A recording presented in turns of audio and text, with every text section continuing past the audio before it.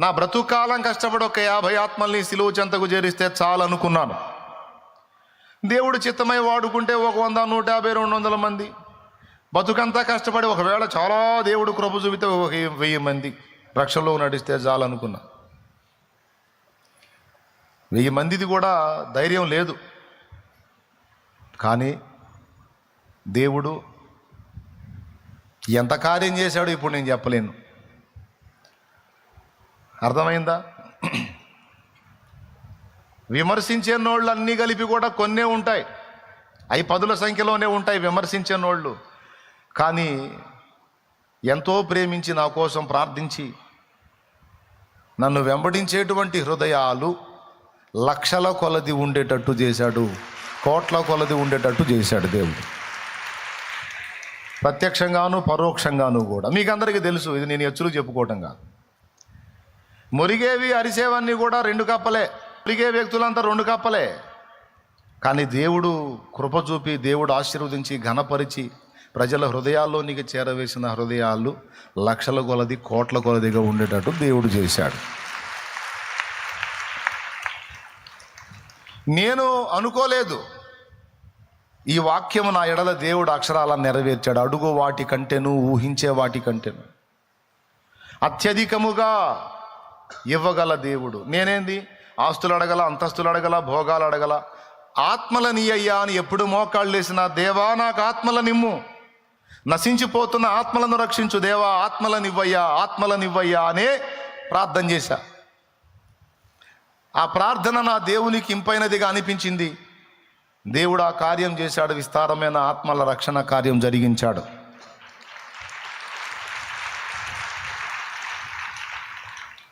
నా ఎడలైతే ఆ కార్యం నేను అనుభవిస్తున్నా. మీకు కూడా చెప్తున్నా, నువ్వు అడిగిన వాటికంటే, ఊహించే వాటికంటే అత్యధికముగా నీకు దాచిపెట్టి ఇయ్యగలడు ఆయన. నువ్వేమి కంగారు పడొద్దు, కృంగిపోవద్దు, ఏదేదో ఆలోచనలు చేయొద్దు. ప్రస్తుతం నీవు అనుభవిస్తున్న ప్రస్తుత పరిస్థితులను చూడొద్దు. దేవుడు నీకు దాచి ఉంచిన శ్రేష్ఠ భవిష్యత్తును దేవుడు చూస్తున్నాడు. నువ్వు కూడా దేవుని కోణంలో చూడటం నేర్చుకో, నెమ్మది కలిగి బతుకుతావు. ప్రస్తుతం నువ్వు ఎదుర్కొంటున్న శ్రమలను, సమస్యలను, బాధలను మాత్రమే చూసావనుకో, అసలు బతకాలనిపించదు, సావాలనిపించింది. స్తోత్రం. ఏమనిపించింది? అసలు బతకాలనిపించదు. చచ్చిపోతే పోయింది. దేవుడా నా అంతటా నేను చేస్తే నరకానికి పోతాను, నా ప్రాణం నువ్వే తీసుకొని ప్రార్థనలు కూడా చేస్తుంటావు. నువ్వు ప్రస్తుత పరిస్థితులను నీవు లక్ష్య పెట్టొద్దు. దేవుడు నీకు సిద్ధపరిచిన భవిష్యత్తు శుభప్రదమైందని విశ్వసించు. శ్రేష్టంగా నా తండ్రి నిన్ను ఆశీర్వదించి నీ తలనెత్తుతాడు. నువ్వు అడిగింది కొంచెం ఆనాడు నీకు అర్థమైంది. అయ్యయ్యో నేను అప్పుడు అడిగానండి, నేను మంచి వ్యాపారం దొరికింది, దాన్ని ఆశీర్వదించు ప్రభా అని అడిగా. సేవలోకి రాకముందు నిజంగా దేవుడు ఆమెను అన్నట్టయితే ఇప్పటికీ అక్కడే కూర్చునేవాడిని, దుమ్ములో ధూళ్ళలో.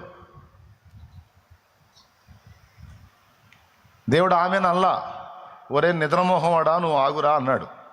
దేవునికి స్తోత్రం. ఎక్కడ దొరికావరా నువ్వు?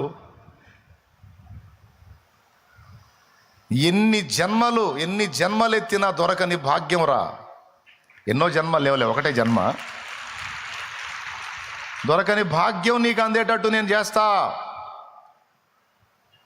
నువ్వు అదెందుకు చేయలేదు, ఇదెందుకు చేయలేదు, అలా ఎందుకు చేయలేదు, ఇలా ఎందుకు చేయలేదు, నేను ఈ ప్రయత్నం చేస్తే నువ్వు ఎందుకు సఫలం చేయలేదని అనొద్దు. నువ్వు నాకు వేరే ప్లాన్ ఉంది, నువ్వు అట్లా ఉండు, నేను చేస్తా కదా అంటాడు ఆయన.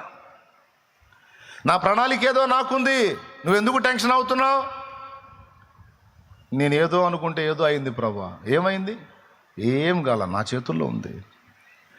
నీ జీవితం నీ చెయ్యి దాటిందా? నా చెయ్యి దాటదు, నా చేతుల్లో ఉంది.